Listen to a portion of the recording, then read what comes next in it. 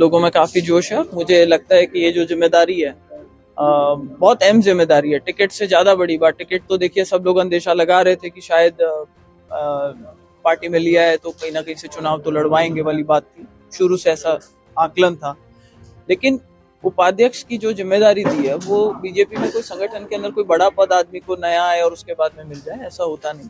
मैं बहुत बहुत आभार व्यक्त करना चाहूंगी हमारे जो शीर्ष नेतृत्व है, चाहे वो स्टेट का हो चाहे सेंटर का हो, उन्होंने जिम्मेदारी दी है उसको बहुत अच्छे से निभाने का प्रयास करेंगे हम। विधानसभा चुनाव के दौरान तो छोटे मोटे गैप रहते या कोई परिस्थितियां नहीं होगी, तो ऐसा लोकसभा में नहीं हो, इसके लिए क्या रहेगी?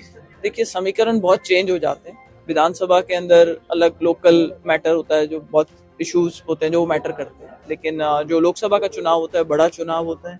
और हम सभी जानते हैं कि आज जो देश के अंदर माहौल है, चाहे वो राम मंदिर हो, चाहे 370 की धारा हटी उसका हो, और मोदी जी का जो ये एक बहुत ही डिसाइसिव नेतृत्व रहा है, वो देश के लिए काफी अच्छा रहा है। जिस तरीके की योजनाएं चल रही है वो अच्छी है, तो लोगों का एक जनमानस यही होता है कि हमेशा कि भाई सेंटर में तो मोदी जी की सरकार सबसे अच्छी है।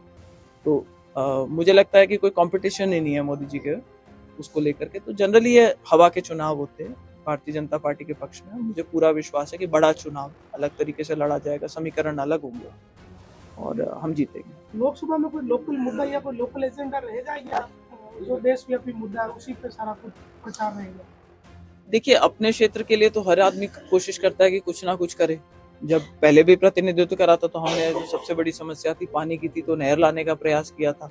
दवाइयाँ सस्ती कराने का, डॉक्टर थे तो पता था कि ये चीज़ हम करवा सकते हैं, तो उसके अंदर बहुत मैंने प्रयास करके, और कई दवाइयाँ थी जो सस्ती करवाई थी। और भी कई मुद्दे थे, चाहे वो ट्रैक्टर्स को अगर कमर्शियल कैटेगरी में डाला था तो उसको इंश्योरेंस में वापस ठीक कराना। तो जब आप एक सही जगह पर बैठे हुए होते हो, पार्लियामेंट में बैठते हो, तो ऐसी कई चीजें कर सकते हो जिससे बहुत सारे लोगों का फायदा हो सकता है। तो एक जागरूक प्रतिनिधि अगर आपका कहीं पहुंचता है पार्लियामेंट में, तो वो अच्छे मुद्दे कई उठा सकता है, और अपने क्षेत्र के लिए तो सभी अच्छा प्रयास करते हैं। मैडम, एक बीजेपी में भी चर्चा अभी आपने अपने भाषण में भी कहा कि कोई कसर हो तो बाद में निकाले, क्या कुछ आपको ऐसा लग रहा है क्योंकि आप भाजपा को एकजुट करने की बात कर रहे हैं? देखिए अब मेरा दायित्व डबल है, सिर्फ चुनाव लड़ने का दायित्व नहीं है, अब मैं पार्टी का भी एक हिस्सा हूँ।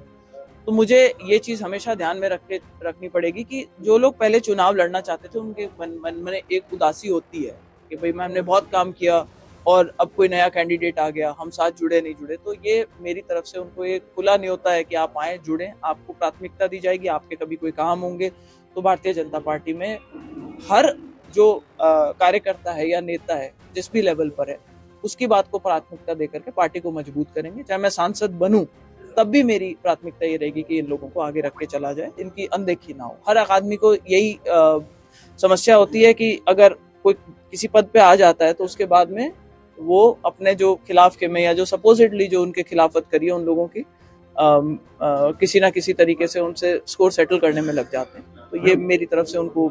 रालोपा और कांग्रेस के गठबंधन की बात चल रही है, चर्चा हो रही है, क्या कहेंगे हनुमान बेनीवाल अगर मैदान में रहेंगे आपके साथ? देखिए वो उनकी प्रॉब्लम है, वो क्या करते हैं। हमने जो फैसला कर रखा है हमने कर रखा है। पार्टी ने आज ये फैसला किया है कि लोकसभा का चुनाव नागौर से मुझे लड़वाना है, तो मेरी तैयारी तो उसी तरीके से रहेगी। अब सामने वाले लोग क्या करते हैं वो उनको फैसला कर लेने दीजिए, जब ऐसा समय आएगा तब उस पर प्रतिक्रिया देंगे आप।